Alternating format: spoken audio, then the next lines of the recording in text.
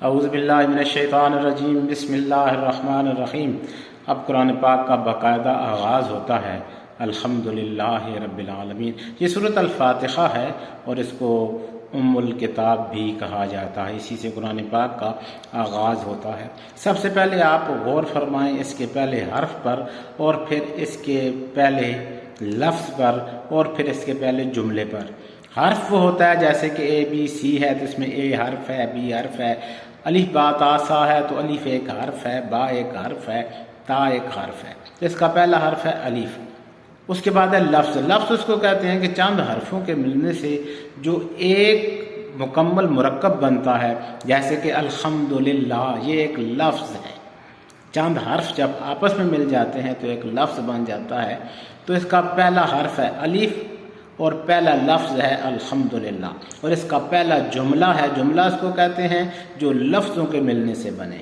جو اکیلا ہو وہ حرف ہے، جو حرف آپس میں مل کے بنائیں وہ لفظ ہے، اور لفظ آپس میں اکٹھے ہو کے جو بناتے ہیں اسے جملہ کہتے ہیں۔ تو الحمدللہ رب العالمین میں حرف پہلا ہے الف، لفظ پہلا ہے الحمدللہ، اور جملہ پہلا ہے الحمدللہ رب العالمین۔ تو سب سے پہلے ہم بات کرتے ہیں حرف کی۔ الف آپ اے بی سی ڈی ہے، یا دنیا کی جتنی بھی زبانیں ہیں بولی جاتی ہیں، یا خود عربی زبان ہے یا اردو زبان ہے، آپ اس میں دیکھیں کہ سب سے پہلا استعمال ہونے والا حرف الف ہے۔ جی ہاں، یہ بات یاد رکھنے کی ہے، اس پہ ذرا آپ غور فرمائیں گے، کیونکہ یہ قرآن تدبر والی کتاب ہے، اللہ کی کتاب ہے، تو اس کے اوپر ہم کو غور فکر و تدبر کرنا پڑے گا، تبھی جا کے ہم کو بات کی تھوڑی سی سمجھ آئے گی، پوری تو نہیں آئے گی۔ پوری بات سمجھانا تو محمد رسول اللہ صلی اللہ علیہ وسلم کا کام تھا اور وہ سمجھا کے گئے ہیں، یا پھر اس کے بعد ان سے تھوڑی سی کم اور پھر مکمل بات سمجھانا آل بیت آپ کی آل کا کام تھا، اس کے بعد صحابہ کا، اس کے بعد اولیاء اللہ کا، جو کہ کر رہے ہیں۔ میں تو آپ لوگوں کا شاگرد ہوں اور آپ میرے اساتذہ ہیں، اور ایک شاگرد اپنے استاد کو چونکہ سبق سنا رہا ہے، لہذا اس کوالٹی کی علم کی بات تو شاید نہ ہو، لیکن پھر بھی کیونکہ قرآن کی بات ہے لہذا اس لیے بڑی بات ہے کہ قرآن کی بات ہے۔ الف سے ہی الف با تا حروف تہجی کا آغاز ہوتا ہے۔ تو یہاں پہ اللہ پاک نے حرف وہ استعمال کیا جو حروف تہجی کا پہلا حرف ہے۔ حروف تہجی الف با تا سا الف سے شروع ہوتا ہے، تو یہاں پہ بھی اللہ پاک نے حرف وہ رکھا جو ابتدا کا ہے، جو اس بات کا ثبوت ہے کہ اس سے پہلے کوئی بات نہیں ہے، اس سے پہلے کوئی حرف نہیں ہے۔ یعنی کہ اگر یہ با سے شروع ہوتا، اگر یہ سین سے شروع ہوتا، تو اس سے پہلے کے حروف سمجھ میں آتی تھی کہ یار اس سے پہلے بہت سے حروف ہیں جو کہ رہتے ہیں، یقیناً ان حروف کی طرف ہمیں جانا پڑے گا۔ لیکن یہاں پہ اللہ پاک نے شروع میں ہی الف کو لایا، الحمدللہ الف کو استعمال کیا، اس بات کی گارنٹی دے دی کہ اس سے پہلے سب پیپر صاف ہے۔ اب یہ پہلا جب آپ حروف تہجی لکھتے ہیں تو سب سے پہلے پیپر پہ آپ کیا لکھیں گے؟ الف۔ جی ہاں، الف لکھیں گے، اے لکھیں گے۔ تو اسی لیے یہاں سے اللہ نے اس حرف سے اس قرآن پاک کی ابتدا کی، جو خود اس بات کی گواہی دے رہا ہے کہ اس سے پہلے کاغذ صاف ہے، اب یہیں سے یہ آغاز کر رہا ہے۔ الحمدللہ اللہ پاک کے ناموں میں سے ذاتی نام اللہ ہے۔ اب وہ جو اللہ کا ذاتی نام ہے اس کی ابتدا میں بھی یہی الف آتا ہے، اور یہ الف وہ ہے جو اللہ کے ہر نام میں آتا ہے۔ یعنی کہ آپ اللہ بولیں گے تب بھی، رحمان بولیں گے تو وہ نام صحیح اوریجنل الرحمان ہے، رحیم بولیں گے تو اوریجنل الرحیم ہے، ودود بولیں گے تو الودود ہے۔ یعنی کہ الف اور لام یہ اللہ پاک کے ہر نام کی ابتدا میں آتا ہے، چاہے کوئی بھی اللہ کا آپ نام لیں گے اس سے پہلے الف اور لام ہوگا، اور یہی الف اور لام اللہ پاک نے یہاں پہ آپ دوسرا حرف آپ دیکھیں تو لام ہے، الف اور لام، الف زبر لام ال۔ اب یہاں پہ وہی ال ہے جو اللہ ہے، الرحمن ہے، الرحیم ہے، وغیرہ وغیرہ وغیرہ، اللہ کے سارے نام، الصبور تک جو نام قرآن پاک میں اور حدیث مبارکہ میں اللہ پاک کے آتے ہیں، تو اس کے ہر نام کی ابتدا الف اور لام سے ہوتی ہے۔ تو یہ بھی الف ہے اور اس کے بعد لام ہے۔ یہاں تک تو بات ہو گئی ابتدا کی۔ حرف کی۔ اب آگے چلتے ہیں لفظ۔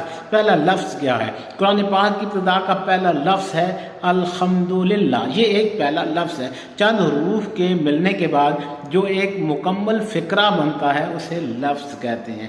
تو یہ الحمدللہ، للہ کہتے ہیں کہ کسی بھی چیز کو اللہ کے لیے مخصوص کر دینا، مخصوص کر دینا، اس کو خاص کر دینا کہ اس کے علاوہ یہ کسی کے لیے نہیں ہے، وہاں للہ استعمال ہوتا ہے۔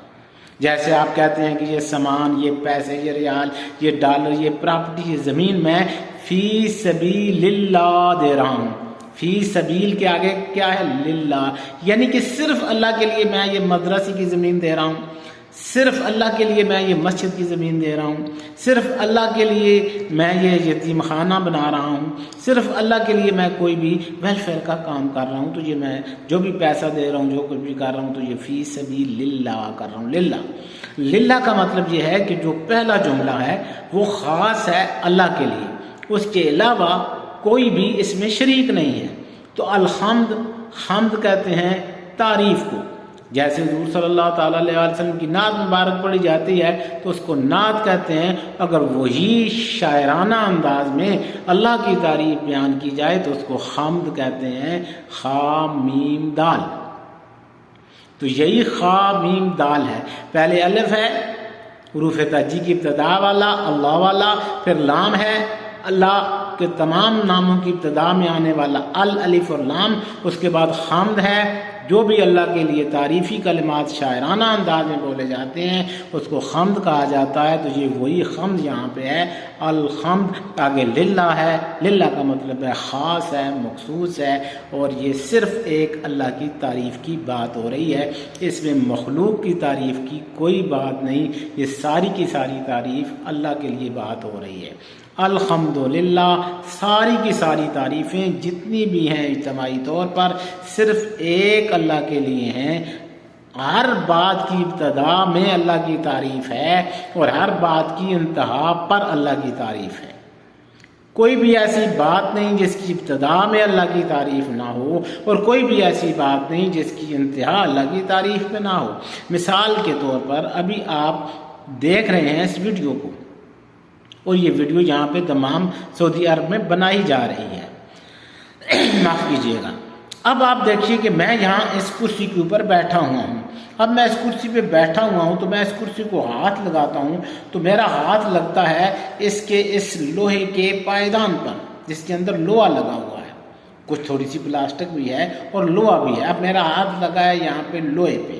اب میں اس لوہے کے بارے میں سوچوں گا کہ یہ لوہا جو ہے یہ آخر کہاں سے آیا ہے، تو پھر میں اس کی تحقیق کے لیے مشورہ کروں گا، لوگوں سے پوچھوں گا، مجھے بتایا جائے گا فلاں دکان سے یہ کرسی آئی ہے، میں اس دکان پہ جاؤں گا، وہ دکان والا کہے گا کہ فلاں کمپنی سے آئی ہے، میں اس کمپنی میں جاؤں گا، وہ کمپنی والا کہے گا کہ یہ تو مجھے فلاں جگہ سے مٹیریل ملا تھا، میں وہاں جاؤں گا، وہ مجھے کسی لوہے کے کارخانے کا پتہ دے گا، میں وہاں جاؤں گا، لوہے کے کارخانے والا مجھے کسی ٹریکٹر ٹرالی والے کا پتہ ڈیانا والے کا دے گا، میں اس کے پاس جاؤں گا، جب اس کے پاس جاؤں گا تو وہ مجھے کسی کھدائی والے کا پتہ دے گا ٹھیکیدار کا، میں اس کے پاس جاؤں گا، جب اس کے پاس جاؤں گا تو وہ مجھے ایک پہاڑ دکھائے گا، کوئی زمین دکھائے گا اور کہے گا کہ یہاں سے کھدائی کے دوران زمین کے اندر سے لوہا نکلتا ہے خام حالت میں، اور اس لوہے کو ہم وہاں بھجواتے ہیں۔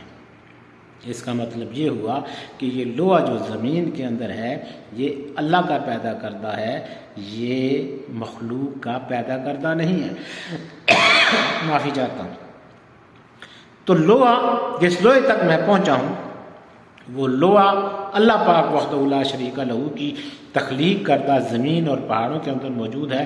وہ کسی انسان نے بنا کے اس کو دفن نہیں کیا، وہ انسانوں کا دفینہ کیا ہوا نہیں ہے، بلکہ اللہ کا زمین میں رکھا ہوا وہ لوہا ہے جس کو وہ خام حالت میں نکال کے اپنے کارخانے تک لاتے ہیں، پگھلاتے ہیں، پھر وہ تیار ہو کے پھر آپ گاڑی میں آئیں تو وہ جہاں جہاں بھی آپ کو لوہا نظر آتا ہے تو پھر آپ کو اسی منزل تک آپ کو وہ لوہا لے کے جائے گا۔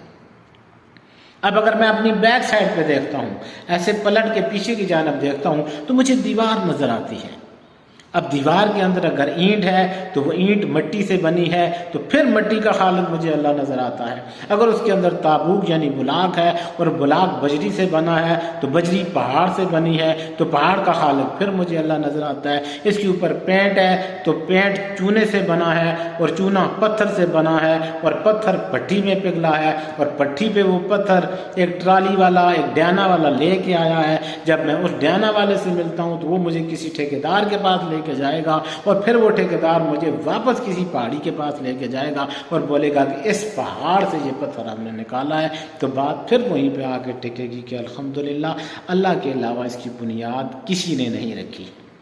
یہ موبائل کی ٹیکنالوجی ہیں، یہ کمپیوٹرز کے انتظامات ہیں، یہ اڑتے ہوئے جہاز ہیں، یہ کائنات کی ترقیاں ہیں، یہ بجلی کی پیداوار ہے، یہ جتنی ترقیاں ہیں یہ ساری کی ساری اللہ کی عطا کرتا ہے۔ انسان اس میں استعمال ہوا ہے، انسان اس کا خالق نہیں ہے۔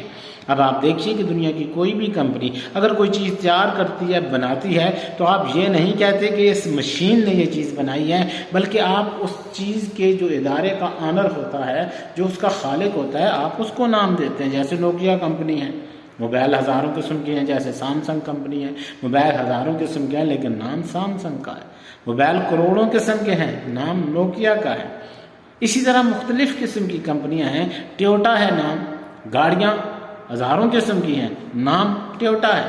تو کمپنی کا نام ہے، اس کے اندر مشینوں کا نام نہیں لکھا جاتا۔ تو انسان ایک مشین ہے، یہ ایک مشین ہے۔ اب اس کے اندر سے اس کے دماغ سے اگر کوئی بجلی کا فارمولہ نکلتا ہے اور بجلی پیدا کر لی جاتی ہے، جہاز کا فارمولہ نکلتا ہے، جہاز تیار کر لیا جاتا ہے، گاڑی کا فارمولہ اس کے اندر اترتا ہے اللہ کی جانب سے، گاڑی تیار کر لی جاتی ہے۔ موبائل ٹیکنالوجیاں، software, Google, Facebook, YouTube, Instagram, WhatsApp اور وغیرہ وغیرہ وغیرہ وغیرہ کچھ بھی، تو سب چونکہ اس مشینری سے نکل رہا ہے اور اس مشینری کا خالق اللہ ہے، تو ابتدائی تعریف کس کی؟ جس نے اس کو بنایا، اس کے اندر سر کو بنایا، سر کے اندر دماغ کو بنایا، دماغ کے اندر سوچنے کی صلاحیت کو بنایا۔ اب دیکھیں آئنسٹائن تو وہی ہے، کیسے عام انسان ہوتے ہیں، اسی طرح وہ بیٹھا ہے اپنے ایک درخت کے پاس جو کہ سیب کا درخت ہے۔ اب سیب کے درخت کے پاس آئنسٹائن بیٹھے ہیں، سیب کے درخت کے اوپر سے ایک سیب گرتا ہے زمین کی جانب۔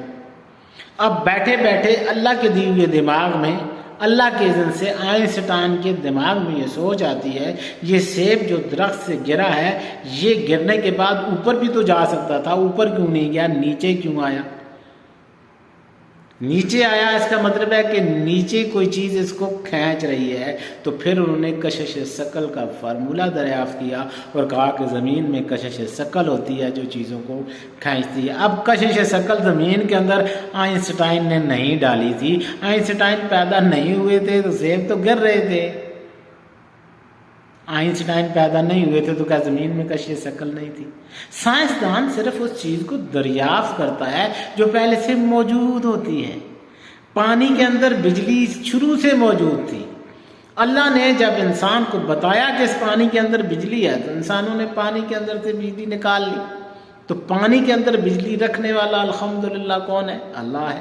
اسی طرح تیل زمین کے اندر پانی کی طرح رکھنے والا کون ہے؟ اللہ ہے۔ اب اس تیل کے اندر بجلی کی رفتار رکھنے والا کون ہے؟ اللہ ہے۔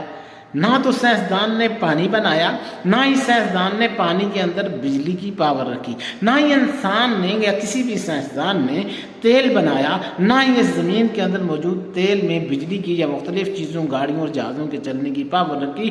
تیل کا خالق بھی اللہ ہے اور اس کے اندر پاور رکھنے والا بھی اللہ ہے، ایک اکیلا اللہ۔ تو تعریف صرف اللہ ہی کی ہے، اللہ کے علاوہ کوئی بھی لائق تعریف نہیں ہے۔ آپ جس کی تعریف کرو گے بہرحال وہ مخلوق ہے، جب وہ مخلوق ہے تو اس کا خالق صرف ایک ہے اور وہ اللہ ہے۔ جب اللہ خالق ہے تو سب سے پہلی تعریف اللہ کی ہے، پھر اس کے انسان کی بعد میں تعریف ہے، اس چیز کی بعد میں تعریف ہے، اور پھر اس کے بعد پھر اینڈ پہ بھی اللہ ہی کی تعریف ہے۔ تو الحمدللہ کا مطلب یہ ہے کہ ساری کی ساری تعریف جو آپ کے سامنے کی جاتی ہے، کسی مکان کی، کسی گاڑی کی، کسی لڑکی کی، کسی لڑکے کی، کسی پلازے کی، کسی کمپنی کی، کسی ادارے کی، تو اس سے پہلے تعریف اس کی ہے جس نے یہ آسمان بنایا، جس نے یہ زمین بنائی، جس نے سورج بنایا، جس نے چاند بنایا، جس نے تارے بنائے، جس نے رات بنائی، جس نے دن بنایا، جس نے مخلوقات بنائی، جس نے انسان بنایا، جس نے انسان کے دماغ کے اندر پاور ڈالی، آنکھوں کو دیکھنے کی قوت دی، زبان کو بولنے کی قوت دی، انسان کو محسوسات کے خزانے عطا کیے، انسان کو علم کے خزانے عطا کیے، وہ کچھ عطا کیا جو کہ یہ نہیں جانتا تھا، وہ کچھ اسے سکھایا جو یہ نہیں جانتا تھا۔ تو وہ کچھ اسے سکھانے والا جو یہ نہیں جانتا تھا وہ کون ہے؟ اللہ ہے۔ تو سب سے پہلی تعریف اللہ کی ہے، اللہ سے پہلے کسی کی تعریف نہیں، اور پھر اینڈ پہ بھی اللہ ہی کی تعریف ہے، پھر اللہ کے بعد بھی کسی کی تعریف نہیں۔ دنیا کی جتنی تعریفیں ہیں یہ اللہ اور اللہ کے درمیان میں ہیں، یعنی کہ اللہ کے بعد آپ کسی کی بھی تعریف کریں آپ مشرک نہیں ہیں، جس کا دل کرتا ہے آپ تعریف کریں۔ اب عبادت صرف آپ نے نہیں کرنی، کوئی ولی اچھا لگتا ہے، کوئی سائنسدان اچھا لگتا ہے، آئنسٹائن اچھا لگتا ہے، بل گیٹس صاحب آپ کو اچھے لگتے ہیں، عمران خان اچھا لگتا ہے، نواز شریف اچھا لگتا ہے، ڈونلڈ ٹرمپ اچھا لگتا ہے، جو بھی آپ کو اچھا لگتا ہے آپ اس کی تعریف کرو، تعریف کرنے پر کوئی پابندی نہیں۔ سب سے پہلی تعریف آپ نے اللہ کی کرنی ہے، اس کے بعد اس کی کرو جس کی آپ کرنا چاہتے ہیں، اس کے بعد پھر اینڈ پہ بھی تعریف اللہ ہی کی کرنی ہے۔ بس ابتدا میں اللہ کے علاوہ تعریف کسی کی نہیں، اینڈ پہ اللہ کے علاوہ تعریف کسی کی نہیں، درمیان میں آپ تعریف کر سکتے ہیں، تعریف کی آپ کو اجازت ہے، چاہے کوئی مسلم ہے یا غیر مسلم ہے، تعریف کا میرے پاس اختیار ہے، آپ کے پاس اختیار ہے، آپ تعریف کر سکتے ہیں، لیکن اللہ سے پہلے کسی کی تعریف نہیں کریں گے۔ اپنی بیوی کی تعریف کریں گے تو پہلے اللہ کی کریں گے۔ دنیا کے اندر کروڑوں اربوں مرد موجود ہیں، پھر بھی اس نے آپ کی بیوی اس کو بنایا، اور بیوی بھی تعریف خاوند کی کرنے سے پہلے اللہ کی تعریف کرے گی کہ دنیا میں کروڑوں لڑکیاں موجود ہیں، پھر بھی اس کی بیوی اللہ نے اس کو بنایا، تو اللہ نے اس خاوند کو اس کے نصیب میں کیا، اور یہ اس کے نصیب میں آیا اور یہ اس کی بیوی بنی۔ اس طرح بچے بھی اپنے ماں باپ کی تعریف کرنے سے پہلے اللہ کی تعریف کریں گے کہ اللہ نے ان کو ایسے ماں باپ دیے، اور پھر ماں باپ بھی اپنی اولاد کی تعریف کرنے سے پہلے اللہ کی تعریف کریں گے کہ اللہ نے ان کو ماں باپ بننے کی توفیق عطا فرمائی۔ ورنہ دنیا میں ایسے لوگ بھی ہیں جو اولاد کی نعمت سے نعوذ باللہ محروم ہیں، اور جو محروم ہیں اللہ پاک انہیں صاحب اولاد بنائے، ان کو صحت والی، ایمان والی، اسلام والی، باپ برکت اولاد عطا فرمائے جو نسلیں ان کی قیامت تک زندہ رہیں، آمین۔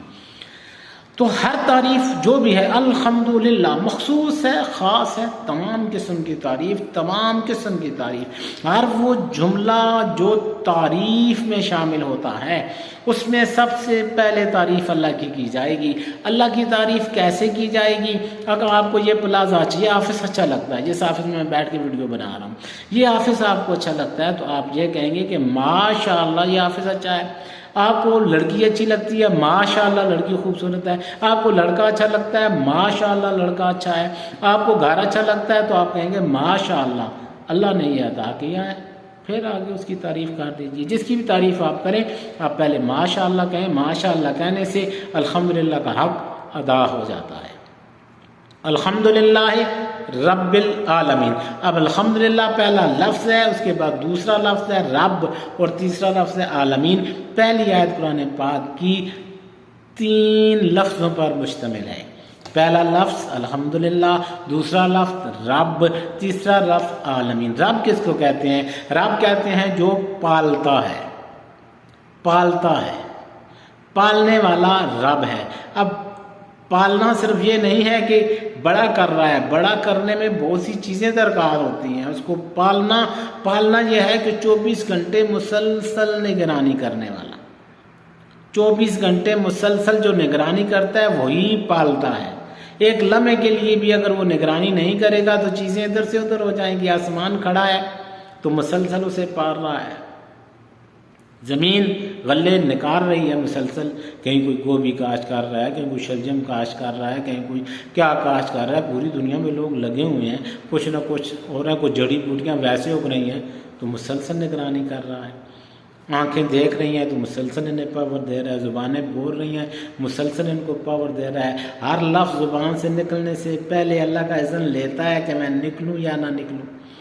کتنی دنیا کے اندر انسان ہیں، کتنی زیادہ بولنے والی مخلوقات ہیں، ہر لفظ نکلنے سے پہلے اذن لیتا ہے، اور آپ اندازہ لگائیے کہ جسٹ ایک لمحے کے اندر وہ اذن اللہ کی طرف سے منظور ہوتا ہے، سٹیمپ لگتی ہے، واپس آتا ہے زمین پہ، اور پھر زبان سے نکلتا ہے، اور ہم بولتے جا رہے ہیں۔ یہ میرا ایک ایک لفظ جو بول رہا ہوں اور آپ سن رہے ہیں، تو یہ میرا بولا جانے والا لفظ اور آپ کو سننے والا لفظ اللہ پاک سے اذن لے کے آتا ہے، اور اذن لینے کے بعد زبان سے نکلتا ہے۔ بغیر اللہ کے اذن کے کوئی بھی لفظ انسان کی زبان سے نہیں نکلتا ہے۔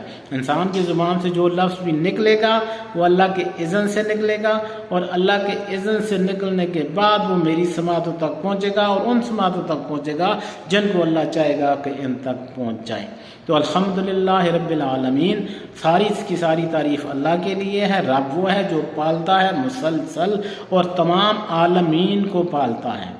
آنکھوں کا ایک عالم ہے، جگر کا ایک عالم ہے، کانوں کا ایک عالم ہے، زبان کے اندر ایک عالم ہے، معدے کا ایک عالم ہے، پھر انسانوں کا ایک عالم ہے، جنوں کا ایک عالم ہے، ملائکہ کا ایک عالم ہے، جانوروں کا ایک عالم ہے، سمندروں کے بحر کی مخلوق، سمندروں کے اندر کی مخلوق، عالم ارواح کی مخلوق، عالم دنیا کی مخلوق، عالم آخرت کی مخلوقات، جنت کے معاملات، جہنم کے معاملات، انسانوں کے تمام قسم کے معاملات، جانوروں کے تمام قسم کے معاملات، تمام مخلوقات کے معاملات، سورج کے نکلنے اور ڈوبنے کے معاملات، چاند کے نکلنے اور ڈوبنے کے معاملات، زندگیاں عطا کرنے کے معاملات، موت کے معاملات، موت کے بعد اٹھنے کے معاملات، حساب کتاب کے معاملات، یہ جتنے بھی معاملات ہیں، رزق روزی کے معاملات، صحت اور بیماری کے معاملات، آزادی غلامی کے معاملات، رزق بڑھانے اور کام کرنے کے معاملات، بچپن کے معاملات، جوانی کے معاملات، بڑھاپے کے معاملات، یہ سارے کے معاملات اللہ پاک ایک اکیلا دیکھتا ہے، مسلسل دیکھتا ہے، اور مسلسل تمام کائنات کو پالتا ہے، مسلسل لائیو ہے، ہر جگہ پہ ہر ایک چیز کو بڑی باریک بینی کے ساتھ دیکھتا ہے، اور ہر ایک چیز کا اسی وقت فیصلہ صادر کرتا ہے۔ جس کے لیے جو فیصلہ آتا ہے اس کو اس پہ راضی رہنا چاہیے، جو راضی رہ گیا وہ پا لے گا، اور جو ناراض ہوا کر تو پھر بھی وہ کچھ نہیں سکتا، لیکن ناراض ہو کر اللہ کی تقدیر پر وہ اپنا ہی نقصان کرے گا۔ تو ہر تعریف اللہ کے لیے ہے، ہر کام سے پہلے آپ نے اللہ کی تعریف کرنی ہے، اللہ سے پہلے کسی کی تعریف نہیں کرنی، کسی ولی، پیغمبر، نبی، رسول، اہل بیت کی، کسی بھی انسان کی، کسی بھی فرشتے کی، کسی بھی مکان کی، کسی بھی آفس کی، کسی بھی ادارے کی، کسی بھی ملک کی، کسی بھی حاکم کی، کسی بھی شخصیت کی، کسی بھی اپنے پیارے کی تعریف آپ نہیں کر سکتے اس وقت تک جب تک کہ پہلے آپ اللہ کی تعریف نہ کریں، کیونکہ جس کی تعریف آپ کر رہے ہیں اس کا خالق اللہ ہے، اور آپ جو تعریف کر رہے ہیں آپ کا خالق بھی تو اللہ ہے، اور پھر مرنے کے بعد اس کے سامنے حاضر بھی ہونا ہے۔ تو ساری کی ساری تعریفیں صرف ایک اللہ کے لیے ہیں۔ جس نے ساری کی ساری تعریف ایک اللہ کے لیے مان لی، اب وہ اس قرآن سے فیوز و برکات حاصل کر سکتا ہے۔ السلام علیکم ورحمۃ اللہ وبرکاتہ۔